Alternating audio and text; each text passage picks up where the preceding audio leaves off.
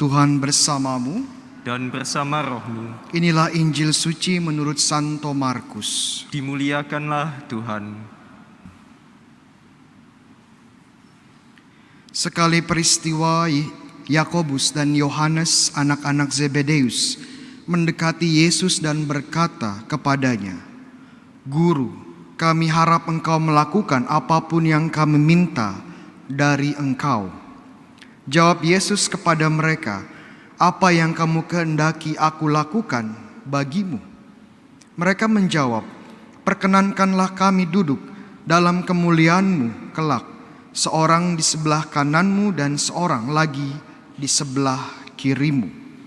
Tetapi kata Yesus kepada mereka, "Kamu tidak tahu apa yang kamu minta.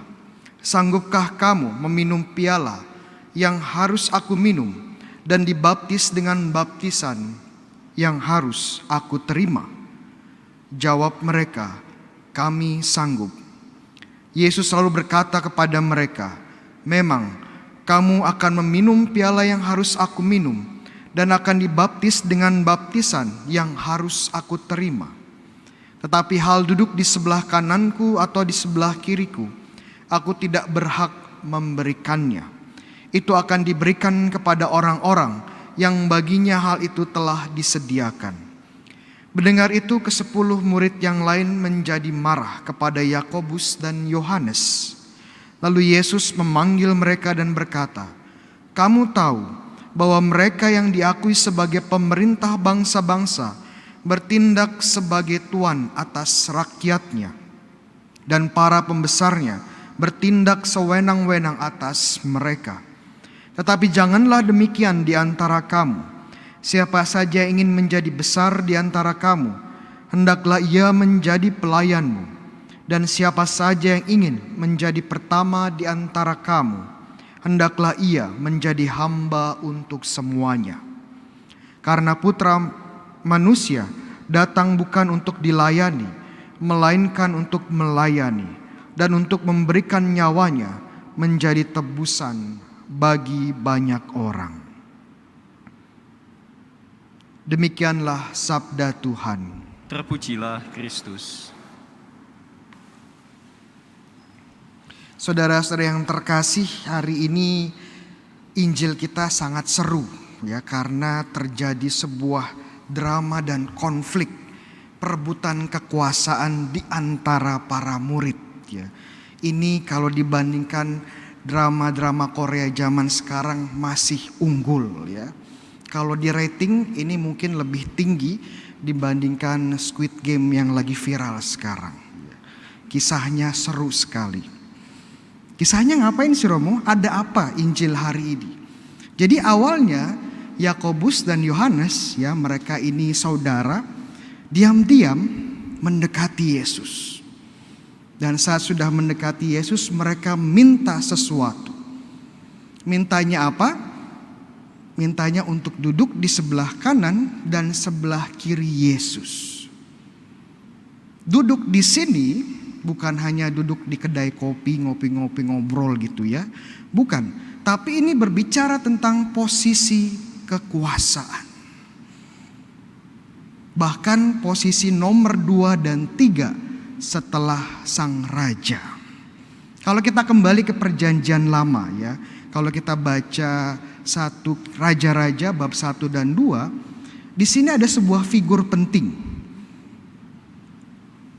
yang menjadi orang nomor 2 dalam kerajaannya Raja Salomo. Ada yang tahu siapa dia? Ya, kalau tahu dapat pisang. Iya. Namanya adalah Ratu Batsheba. Ratu Batsheba. Kenapa dia orang nomor 2? Karena dia duduk di sebelah kanan Raja Salomo. Dan kalau kita lihat ceritanya, wah ya, ratu yang satu ini sangat berkuasa. Apa yang diinginkan sang ratu, apa yang dikehendaki sang ratu, raja pun ikut. Jadi posisi nomor 2, duduk di sebelah kanan dan kiri, ini posisi yang sangat penting dalam sebuah kerajaan. Ini yang diminta oleh Yakobus dan Yohanes. Makanya mendengar hal ini, murid-murid yang lain langsung marah. Kenapa kok Romo mereka marah? Alasannya sederhana, orang semuanya berambisi untuk duduk di tempat yang sama. Semuanya pengen mendapatkan posisi dan kekuasaan. Bisa bayangkan ya, Petrus sebagai contoh yang biasanya menjadi figur pemimpin di antara para rasul, ya diloncati. Waduh, bagaimana gemesnya Petrus di situ ya. Kita bisa lihat drama yang terjadi. Kita bisa lihat tensi dan ketegangan yang terjadi di antara para rasul. Hanya karena saling berebut kekuasaan. Pengen menjadi orang nomor 2 dan 3 setelah Yesus. Mungkin pertanyaannya, kenapa sih para murid ini terobsesi dengan posisi dan kekuasaan? Mungkin pertanyaannya, kenapa kita, ya sebenarnya kita gak jauh beda ya dengan para murid Yesus ini. Suka dengan yang namanya kekuasaan, suka dengan yang namanya posisi, suka dengan yang namanya power. Mungkin kita bisa lihat dulu sebentar ya. Kekuasaan atau power itu apa sih Romo? Secara sederhana, kekuasaan itu adalah kemampuan kita untuk mengontrol diri kita sendiri dan juga mengontrol orang lain. Dan saat kita bisa mengontrol diri kita sendiri dan juga mempengaruhi orang lain, kita merasa powerful, kita merasa bebas, kita merasa independen. Dan dengan perasaan semacam ini kita merasa nikmat, merasa puas, merasa nyaman. Makanya gak salah kalau banyak orang cari kekuasaan. Karena kekuasaan membawa kenyamanan. Kekuasaan membawa kesenangan. Ini kenapa mungkin para rasul dan juga kita semua suka dengan kekuasaan, dengan power. Ini juga mungkin alasan kenapa banyak dari kita suka nonton ya film-film yang berhubungan dengan pertikaian dan ambisi memerebutkan kekuasaan. Mungkin kita juga senang dengan film-film ya anak muda sekarang, film-film yang berbau superheroes atau super villain ya, dengan kekuatan super, dengan kuasa super. Karena kita ingin menjadi seperti itu, punya kekuasaan tak terbatas. Kadang-kadang ada yang tanya kepada saya, Romo, kalau Romo dikasih kekuatan superheroes, ya, Romo mau kekuatan seperti apa? Waduh. Pikiran saya mungkin teleportasi ya. Teleportasi itu bisa pindah tempat dengan cepat. Karena saya bisa pagi-pagi kembali ke RM untuk kerja, malamnya pulang ke Bandung ya, tidur di rumah dengan keluarga. Praktis ya. Tapi kebayang mungkin lebih praktis lagi kalau saya punya super power yang ini. Super powernya apa? Tidak kotor, tidak bau kalau tidak mandi 1 bulan. Ya. Ini sangat praktis. Kenapa? Bayangkan semua orang punya super power itu ya, hemat air. Ya, ya bercanda ya. Jadi kita memang suka dengan kekuasaan, dengan kekuatan. Ini yang kita cari dalam hidup ya. Pertanyaan selanjutnya, apakah kekuasaan, power ini suatu yang buruk? Jawabannya tidak. Kalau teman-teman mendengarkan khotbah saya minggu lalu, kita membahas tentang uang, membahas tentang kekayaan. Apakah uang dan kekayaan itu jahat, jelek? Tidak. Selama mereka menjadi sarana mencapai hal-hal yang baik. Sarana untuk hidup, sarana untuk menolong sesama, sarana untuk memuliakan Tuhan. Sama, kekuasaan juga adalah baik selama dia menjadi sarana kita mencapai hal-hal yang baik. Dengan sarana, maksudnya dengan kekuatan, dengan kekuasaan, ya kita bisa berkembang. bisa mengembangkan potensi-potensi kita, bisa mencapai impian-impian kita, mencapai potensi maksimal kita. Dengan kekuasaan kita bisa membantu komunitas dan masyarakat kita untuk sejahtera, untuk maju, untuk mencapai kebaikan bersama. Dengan kekuasaan kita bisa mencegah hal-hal jahat terjadi di dalam komunitas kita. Tapi masalahnya ya, kekuasaan itu hampir sama dengan uang ya. Bisa disalahgunakan. Bisa menjadi sebuah sarana mencapai kejahatan.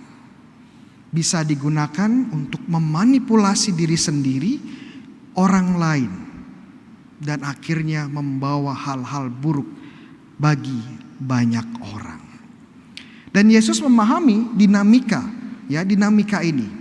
Jadi kenapa urutannya kemarin itu tentang kekayaan, sekarang tentang kekuasaan? Karena memang dinamikanya hampir sama. Ya, dinamika bahwa ini adalah sarana untuk hal yang baik. Jadi Yesus tidak mengajarkan kekuasaan itu jahat, tidak ya.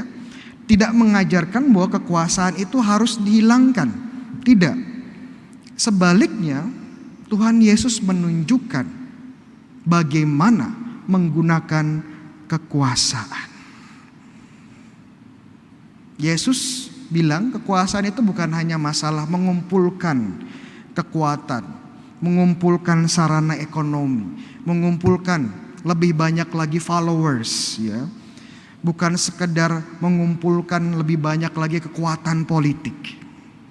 Bukan itu. Kekuasaan yang sejati adalah pelayanan. Bukan pertama-tama apa yang saya dapat, apa yang bisa saya kumpulkan untuk saya nikmati sendiri, bukan. Tetapi bagaimana saya bisa memberi dan memampukan orang lain dengan kekuasaan yang saya miliki. Itu inti dari kekuasaan ya. Dan hati-hati kalau kita sebenarnya sibuk cari kekuasaan, sibuk cari uang, sibuk cari hal-hal yang membuat kita senang. Jangan-jangan sebenarnya kita menjadi budak dari kekuasaan. Bukan kita yang kontrol kekuasaan, tapi kekuasaan yang kontrol kita. Hati-hati sekali ya, hati-hati sekali dengan yang namanya kekuasaan. Tidak jahat, tapi bisa menjadi budak dari kekuasaan. Nah, Romo, apakah kekuasaan itu hanya dimiliki oleh presiden ya, oleh menteri, oleh pejabat, oleh mereka yang ada dalam posisi-posisi penting di pemerintahan atau di perusahaan? Yang menarik adalah sebenarnya setiap dari kita memiliki kekuasaan. Saya dan Anda sekalian memiliki kekuasaan. Jadi tidak harus orang-orang di tempat posisi tinggi yang melayani. Kita pun bisa melayani karena setiap dari kita memiliki kekuasaan. Oh, masa sih Romo saya punya kekuasaan?